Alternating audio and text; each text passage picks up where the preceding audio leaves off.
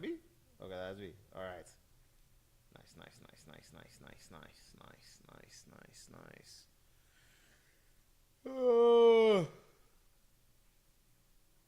All right.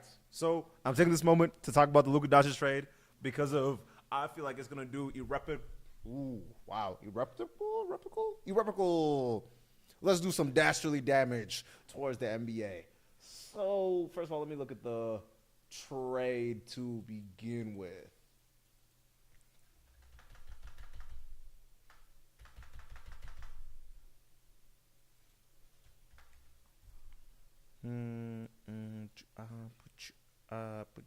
Put you.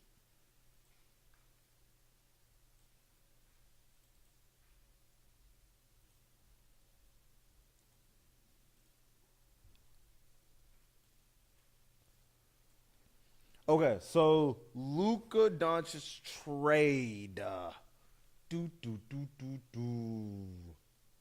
First of all, let's break down. Let's look at the breakdown of everything that they got and lost for getting rid of Luka in such a.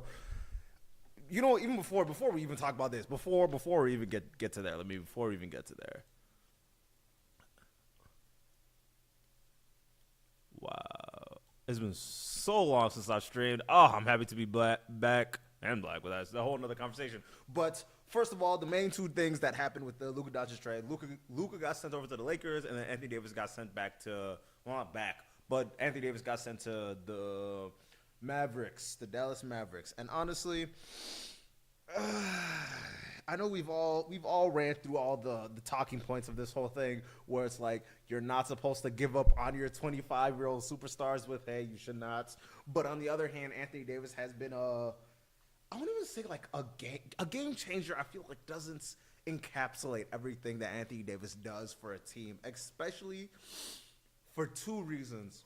One, let me talk good on Anthony Davis before I go switch over to Luka Doncic real fast. Okay, when looking at a player like Anthony Davis, you get a chance to perform what other teams do with Rudy Gobert, where they're able to run a whole team defense around one player and it still works. It doesn't get stretched out.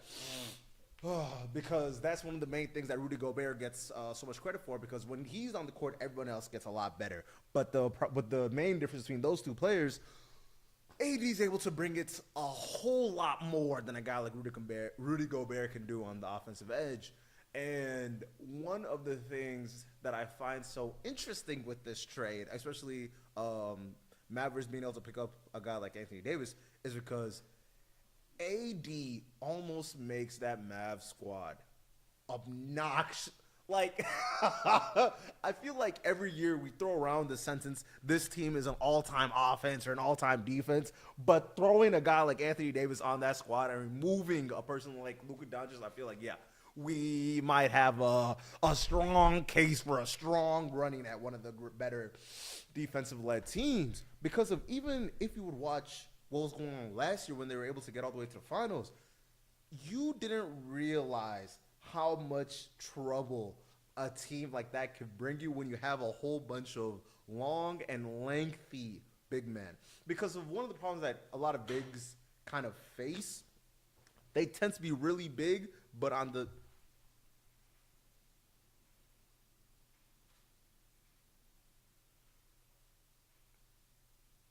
they tend to be really big, but on the flip side, you tend to lose out on so much offensive alongside just moving in general tends to become a really big problem when you're playing with a lot of bigs. And as you keep going, right? As you keep watching a team like that unfold itself, you start to realize you miss out on so much mobility having so many bigs on your squad, but not for this Dallas squad. Not for this Dallas squad. Because they were able to throw out Lively and Gafford and not MPJ. Who is that swole? I know y'all know who I'm talking about too.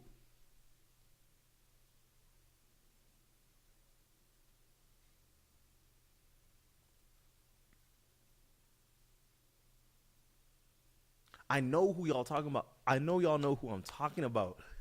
Oh my God, he has basically I like to look at him like the not so much the opposite side, but the flip side of a Miles Bridges type of player. You know what? Let me once I pull this guy up, y'all be like, oh, do. I put do. I put die. Damn, they have a lot of players on this team.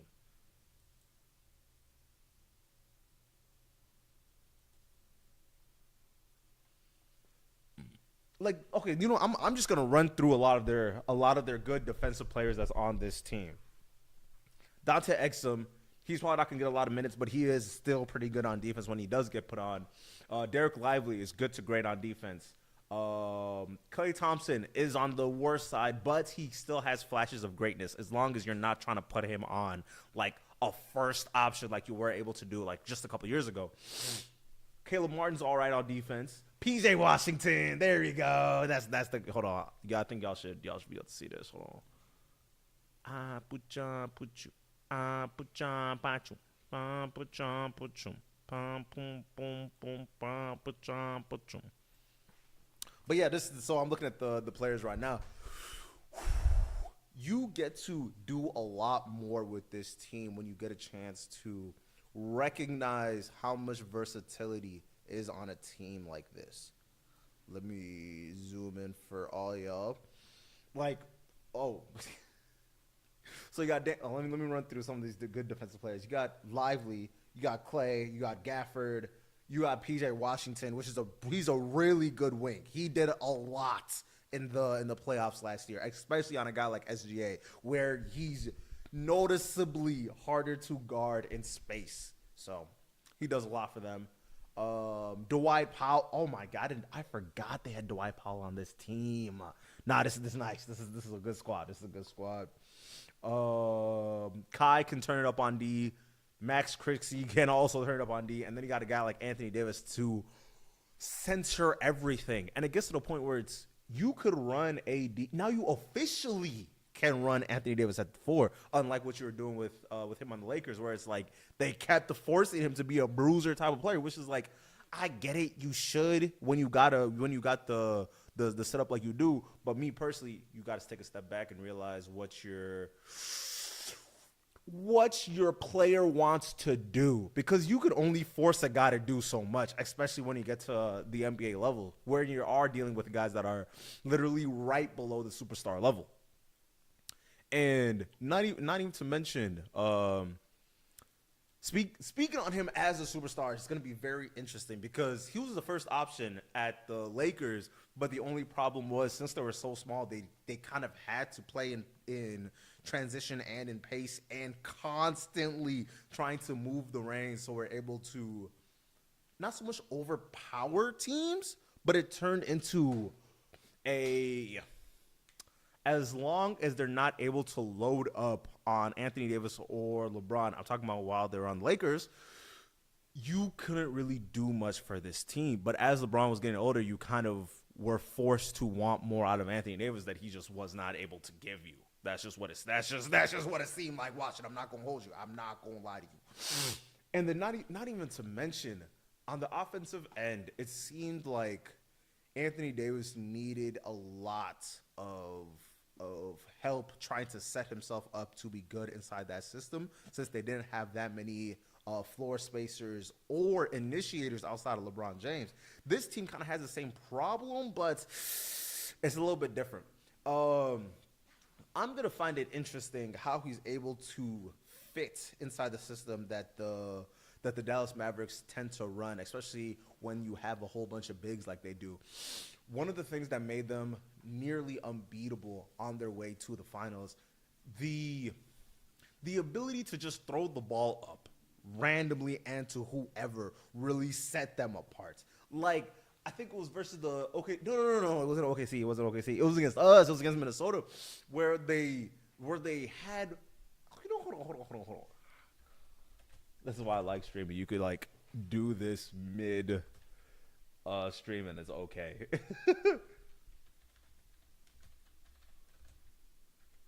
Did the Dallas Mavericks throw versus Minnesota Timberwolves.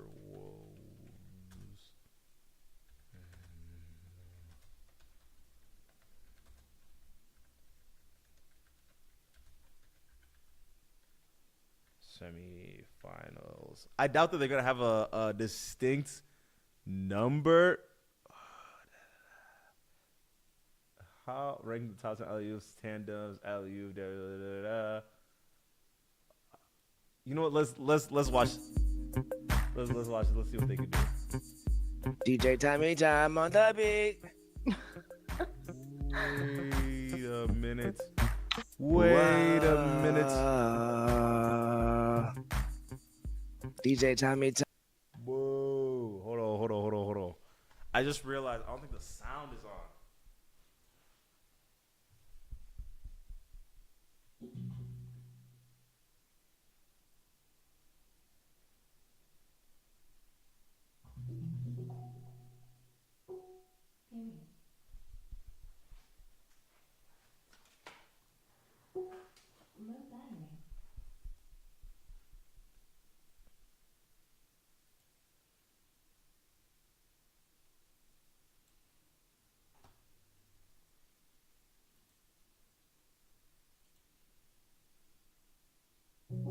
All right, there we go. I just realized I wasn't able to hear it on my end. You know what? Hold on.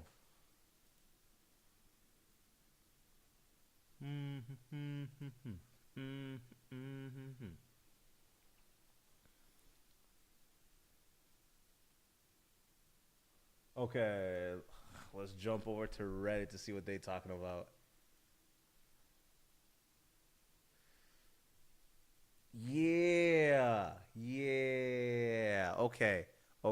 This is what I was talking about, because while the playoffs were going, I feel like we did not get a chance to watch the sheer amount of alley-oops that was going on versus these teams.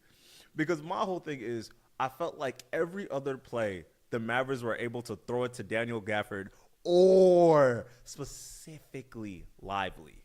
Lively was the one that was doing this in specifically. And it got to the point where I'm watching them, and they're systematically playing Gobert off the court. It got to the point where every single possession, it turned into, and let's watch how this turns into an alley-oop. From the left side to the right side, throw it, dunk it. Especially, you know what? I think this was my first time I've ever heard people start bringing up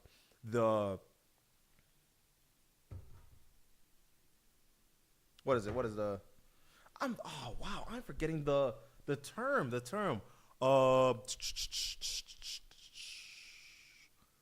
Not so much the vertical offense of their game, but basically it got to the point where you had to factor in the fact that they can alley-oop every single possession down. And it got to the point where people were worried, trying to figure out if they should hedge or if they should roll or if they should try and there was a play where I think it was Rudy, the guard and the forward.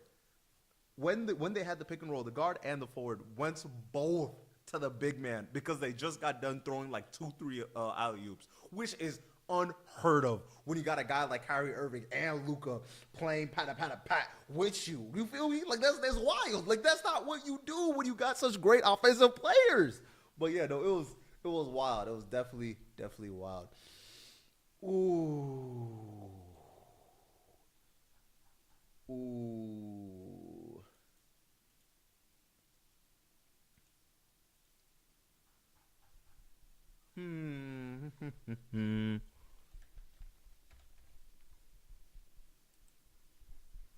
But back to the original scheduled conversation, where Luka gets sent to the Los Angeles Lakers, which yet again the Lakers are able to do the unthinkable and have a player that's going to lead them into the next 10 to 12 years. If all goes terribly, for the next 8 years, the Lakers are just good. They're good. Especially when you got a player that's constantly alert, bro. He's allergic to not dropping 30, 10, and 5. Like that's the type of guy that y'all were able to pick up for a.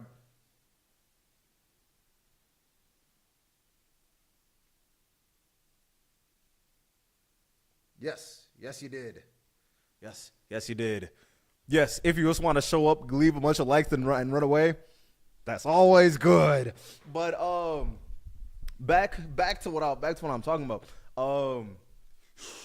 When you have a guy like Luka being brought into your organization, you now have opened up so many different avenues to getting good. Like, I feel like people forget what happens when a good player gets sent to your city. Like even on our front, even in Minnesota, once Edwards started like really blossom into his own, it got to the point where I have never seen so much energy in this state since bro really blossomed into his own. And the fact that now players want to come here, I couldn't even imagine what it would do in a space like Los Angeles, where it's already warm, everyone's already getting money. It's a player friendly franchise. That's a really big one. It's not like the Miami Heat. It's a player friendly team. Oh. But what is this? What is this? Let's look at a couple. There we go. Let's look at a couple articles. When the Dallas traded, it's created a massive ripple effect inside. It created a massive ripple effect across the entire NBA. I'm gonna talk about bread real quick. Yeah, that's what I was gonna talk about.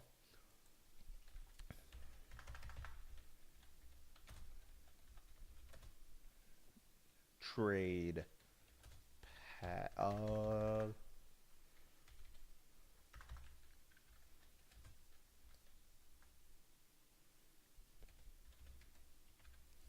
Luka not eligible for Supermax. Okay, so here's an article talking about how Luka is not eligible for the $345 million Supermax. Jesus, that is so much bread. That is so much bread. Yeah, because he lost out around like $115 million by the Mavericks shipping him off to the Lakers. And basically their whole thing was they didn't want to pay this 25-year-old that's averaging 28, 7, and 8 because they didn't think he was in shape. But did that hurt last year? Not really. Did it even? Okay, here's another thing about the weight thing. He is better because he is quote unquote big. Like when I was watching the finals, one of the things that they kept trying to do, they kept trying to throw Luka onto a bigger guy and just swarm all the passing lanes. Actually, no. Let me try to explain that a little bit better. What they were trying to run, they would have their best defender go and meet Luka head to head, and then try and close it off to try and force him to make a hero ball play, right? But the thing is, with a player like that, push comes to shove, I'm going to turn around, I'm going to back you down, little boy. And that's just, you just got to eat it. You just have to eat it. Because he was doing that against bigger guards like Jaylen Brown. He was doing that against smaller guards like Payton, not even to mention Payton Pritchard. But Drew Holiday got some. What's his name? Oh my God, Derek White. He was getting some, and it was getting to the point where they try and throw bigs at him. Is like that's what he's excited for. He's literally excited for bigs, and it got to the point where it's like Tatum had to guard him, but it got to the point where Tatum had to go pick him up. But the problem with that is, you don't want your superstar being taxed guarding a guy like Luka. Because if you've ever got a hit in the chest with a shoulder, you know what I'm talking about. Especially if it's set up in a way where the continual rotation of, oh, I'm going to get a pick and trying to switch off, and then you're going to try and fight across the screen to get there. Two, you're going to try and do your best to not get tired on the offensive end because you know you're still responsible for about like 25-ish points of your team's 115, 130 to win the game. But they just lucked out because their team was so large that everything that they were doing in previous rounds didn't really work when things really got pushed to shove with it. Because of Kyrie had a worse game because of you guard him the way you guard any explosive, very crafty point guard. You throw a 6'9" guy at him, and you tell them, now come in and hoop me. Especially when you have it, especially when the Celtics are set up. The Celtics are set up to throw 47 people at you. You're gonna get 6. Actually, no. You know what? Actually, you know what? Let's actually look at this. Let's look at this.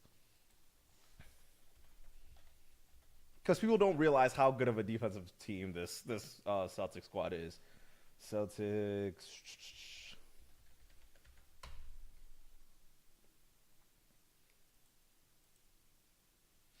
People don't realize how good this Celtics roster was defensively because of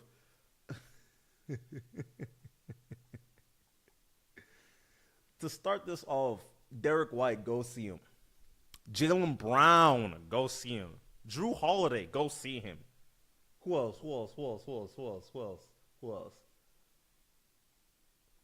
Tatum, go see him. Hauser. And it got to the point where they're just sending bigs at everybody. Oh, you want to go switch up and try and get an ISO on our 7-footer? Fine. You know who we'll just trot out with? Go ahead and see Porzingis. Go cook Porzingis.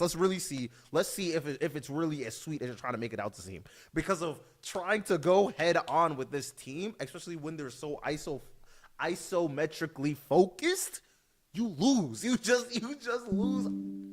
You just end up losing out because there's so many things that are going on the back end.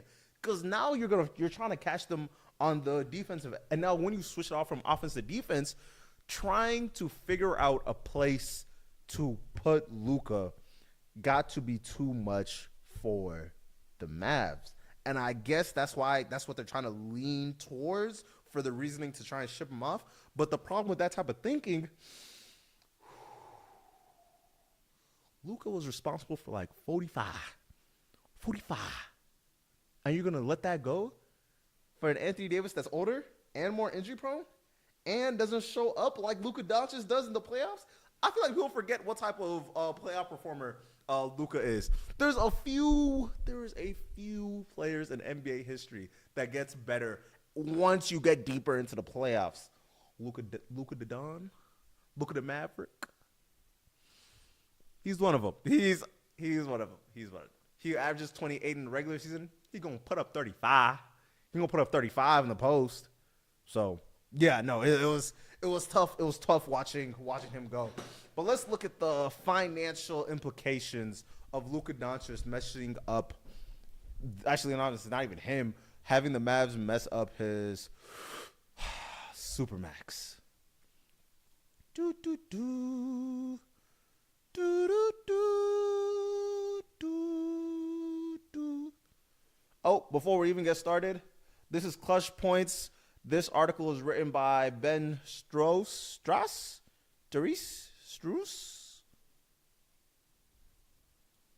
Yeah. Go help that guy. Go do whatever this is. Go, yeah.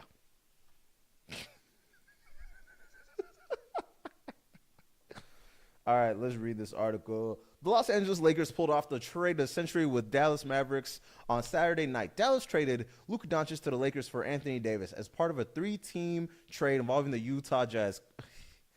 Utah, what are you planning? The OKC Thunder, and there's another team that just keeps collecting all these picks and players just randomly. But hey, that's, again, not the point. The 25-year-old superstar will now play with LeBron James, Los Angeles. However, there is one wrinkle to that trade that Doncic may not be happy about.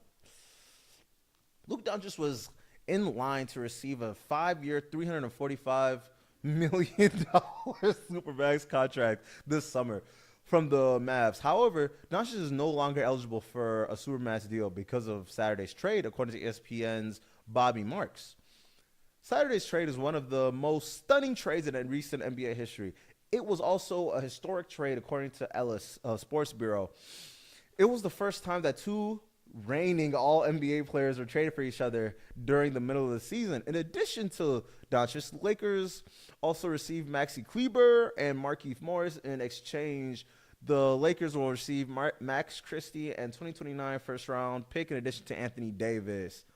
Max Christie has been Max Christie has been nice. I'm not gonna lie. He's been hooping. Meanwhile, the Jazz will receive Jalen Hood, Shifino, the LA Clippers 2025 second round pick from the Los Angeles Lakers, and a 2025 second round pick from the Mavs. What will Doncic's eventual contract extension with the Lakers look like? This all begs one major question. When will the Lakers extend their new superstar, Luka Doncic? And what will his contract look like if it's not the Supermax contract? The Athletics' John Hollinger explained that Doncic can only extend for 30% of the caps beginning of 2026 to 2027. This means that the Lakers will be getting one of the best players in the NBA at a discount for multiple seasons. Emphasis on multiple seasons. Because if they don't get him now, his price is only going to go up. Let's just look at SGA, for example. He's set up to really be a bread maker. Hollinger suggests that Doncic will likely sign a short-term extension this summer. He also explained how much the Lakers will likely save compared to keeping AD. It seems like that Doncic will sign a shorter extension this summer with a player option in 2028, which would allow him to re-sign after 10th year of service in the summer of 2028 for the full 35% of the cap, Hollinger wrote. If so, that effectively gives Lakers roughly $8 million in extra cap wiggle room in the summer of 2026 and 2027 relative to what would have been paid Davis. Right as James is likely to gliding off into retirement, this $8 million is going to be very, very important, especially if you've been keeping an eye on who's going to be a free agent this 2026, 2027. It's going to be wild, and a lot of people are going to get paid, and this slight extra $8 million is going to do a lot.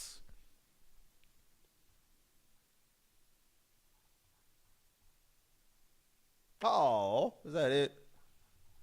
Ooh.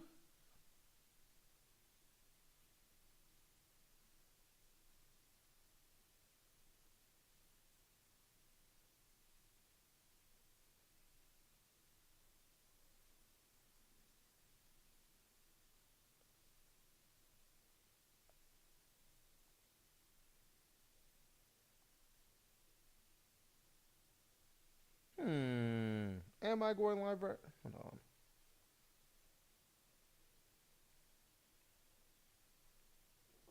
on. Be on the point. Let me lock back in. Wow, I forgot how random this was. Okay, so I want to talk about the bread aspect of this. A conversation that I've been having recently with a lot of my friends is, if Luka Doncic is not worth that Supermax contract, who is? Who are we willing to really pay? And I feel like we've been overpaying people for, you know what? Actually, no. Let me take a step back. I'm not going to say people should not be getting paid what they're getting paid because, baby, they put in their hearts, they sweat, and they tears into trying to make these buckets. But I will sit back and I will say, it's going to be very hard to explain paying a lot of these players. I'm sorry. That's what I had to say. And here's the question I want to put towards y'all. At what point do you start having these players walk? Because of, like I mentioned earlier about the 2026 free agency class, there's going to be a lot of random folks that are going to be getting a lot of unrandom money. A bunch of top tier bread, if you may. Because of, they're lucky. The Mavs are lucky that they started this. That they're the ones that started this. Because now whatever happens after this cannot be as insane as totally blasphemous as what they just did to Luka. Because of it's one thing to let a guy like I'm trying to watch my words real quick. I'm trying to watch my words. It's one thing to let a guy like Kevin Durant. Actually, I almost said something crazy. Let me tone down. It's one thing to let a guy like James Harden or Jeremy Grant walk. But it's another thing, baby. It's another thing to let a guy like Jalen Green walk. Because of the Rockets, for example, are going to have a lot of very interesting conversations to be had, especially with the new squad that they're trying to set themselves up with. And I feel like it gets pretty difficult to try interesting conversations. Ooh, hold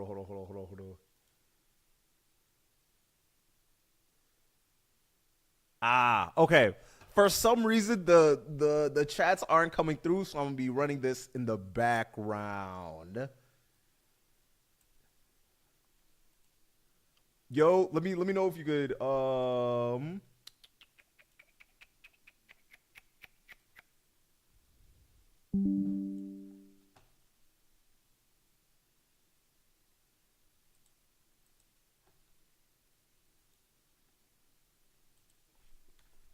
Yo.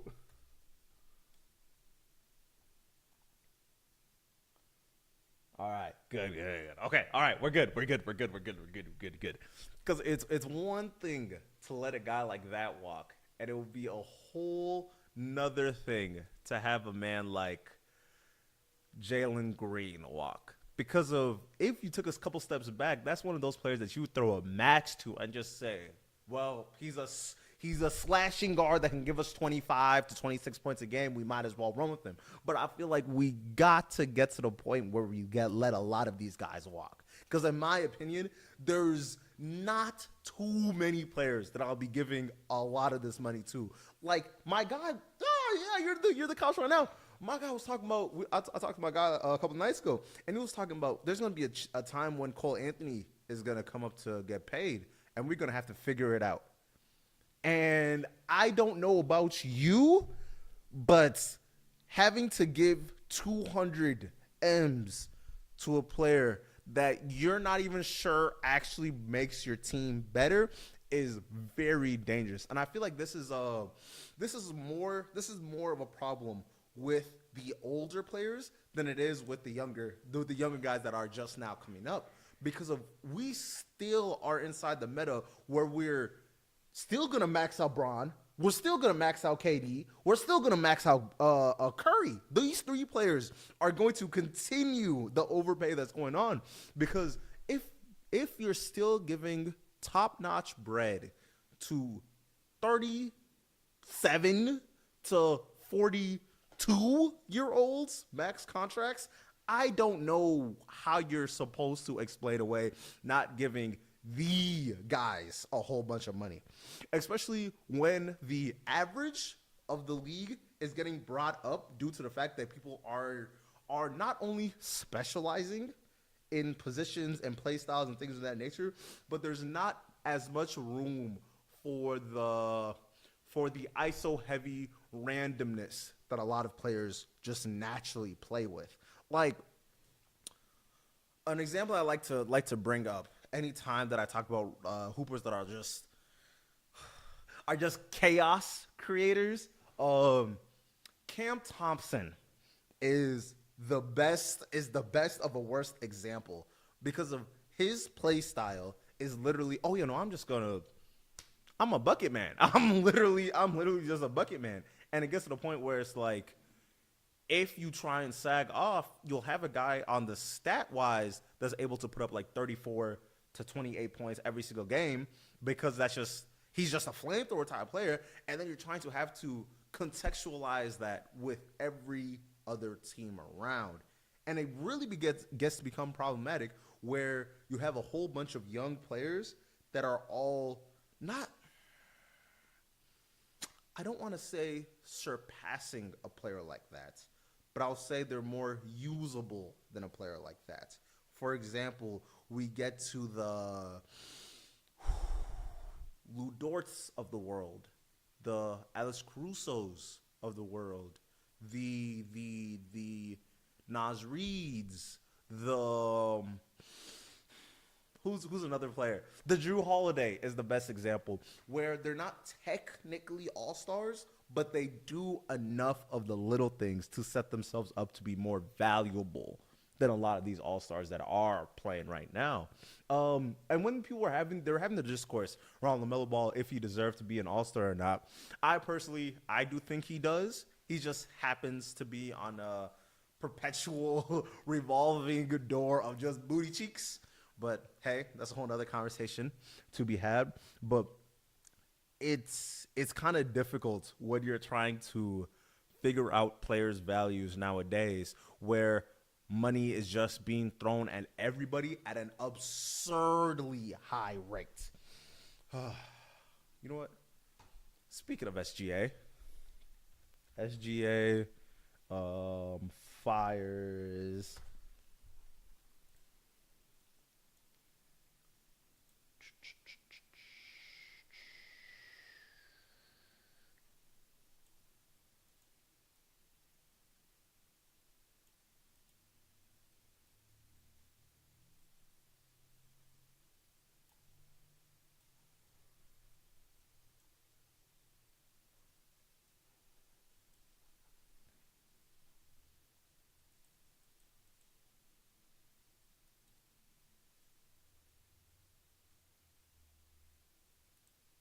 There we go.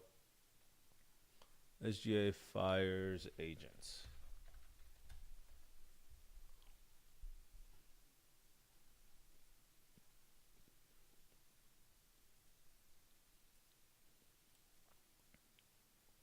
So this week on the news, SGA has parted ways with Tad Fauchier.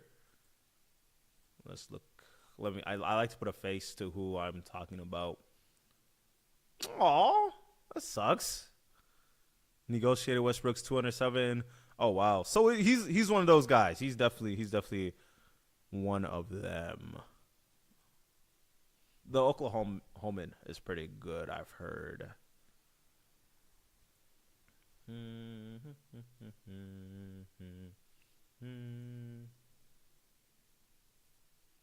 Yeah, he fired his agency because of, well, the overarching conversation was he's gonna be set in his ways about getting a supermax, and it's pretty easy to negotiate getting a supermax when you're at the caliber of player that he is. Which, fair enough, I get it.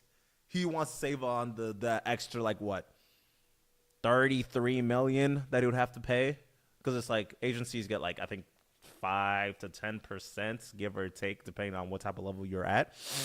And if he wants to hold on to that money, you know what? Do as you wish. It makes sense. It definitely makes sense. Hold on.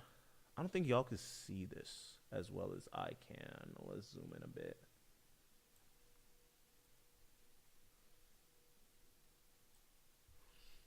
Okay, perfect. All right. Man, this two monitor stuff is fire. Okay, Oklahoma City Thunder star SGA has parted ways with his Asian Tad Fauchier of Washerman Sports to represent himself via Chris Haynes. Gilgeous-Alexander had been with Washerman since May 2018 before his 11th overall selection in the summer of that NBA draft. Fauchier also represented former Thunder star Russell Westbrook for more than a decade before the two parted ways in 2022.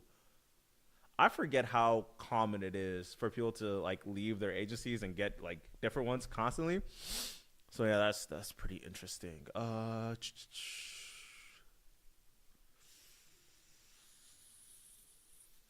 The move comes amid a potential MVP season for Gilgeous-Alexander, who's averaging a league-leading 32, 5, and 6, and 2 through All-Star break. He was named starter in Sunday's All-Star game in San Fran, his third All-Star appearance. The Thunder holds a 44-10.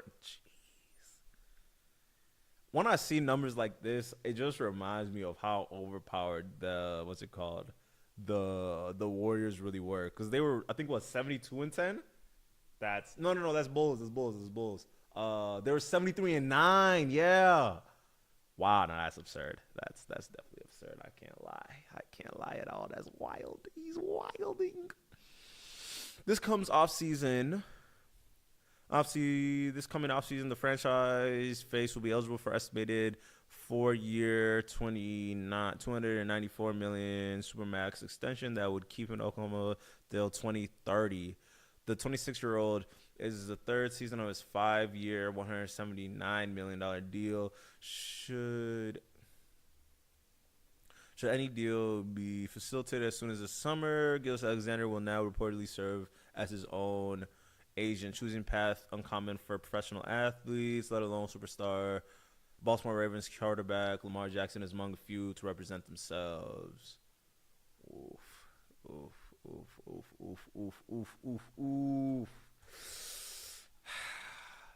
Good move, bad move. What y'all think? I'm gonna let y'all go before I give my little 2 cents of it all. I feel like basketball is the one sport where that totally makes absolute sense for that to be the move that you take, because of when they were talking about Lamar Jackson getting switched over to his own personal agent. I was worried. I'm not gonna lie to you. I was very scared for this man because of just the way that the NFL is just set up. It's kind of hard for you to be able to like break through the noise and be like, oh yeah, no. You're not going to do me like that. I'm going to get my way. And with the NFL, it gets to the point where they'll say, you know what? We will rather not pay you and then tell everybody else to not pay you if you want to act this way. So the fact that Lamar was able to like come out with it on the other side, getting his max money and like still dominating, shouts out to you. But on the sense of SGA, I feel like he set himself up to not just be good for multiple years, but to be outstanding for the years to come. Because just looking at his play style, I feel like he's taken the next step, or at least he's actualized what Harden was doing in his 2018 to 2021 type of run, when he was probably one of the best players ever. When he was on that all-time all-star type of guy. All-stars, NBA teams, averaging 35. There was like a stretch where he was putting up 48 a game for like 2 months. It was, looking back at that time, that was a wild time. But he's able to master the art of getting fouled in a way that not too many players have been able to continue to get away with. Like, even with the new rule changes that's been going on with the NBA, he's still be able to get to the free throw line at least like what? You know what? Let me not throw out a random number. Let's look at SGA's free throw attempts. SGA free throws.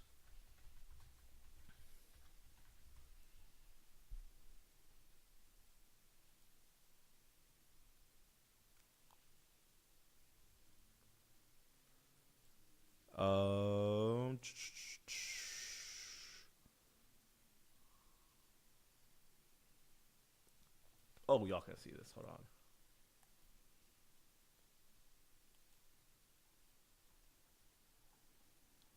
He shoots roughly.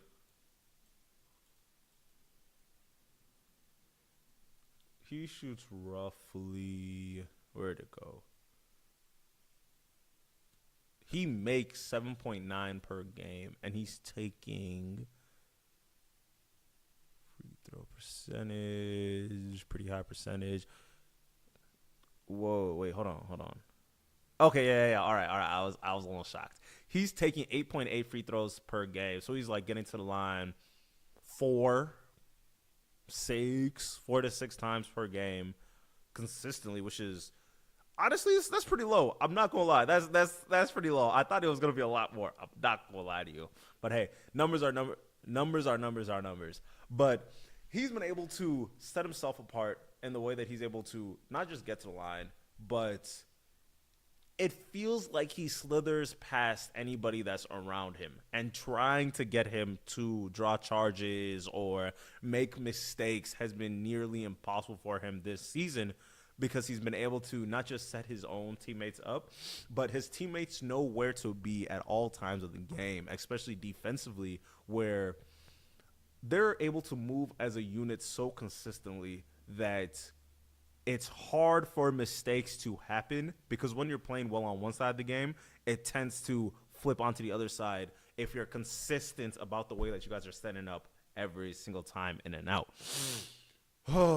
But since he's so young and it seems like he's on, it's weird. It seems like he's on an upswing. I'm not going to lie.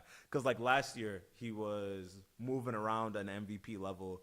The year before that, he wasn't, but you could see the trajectory. That was the year that, what's his name?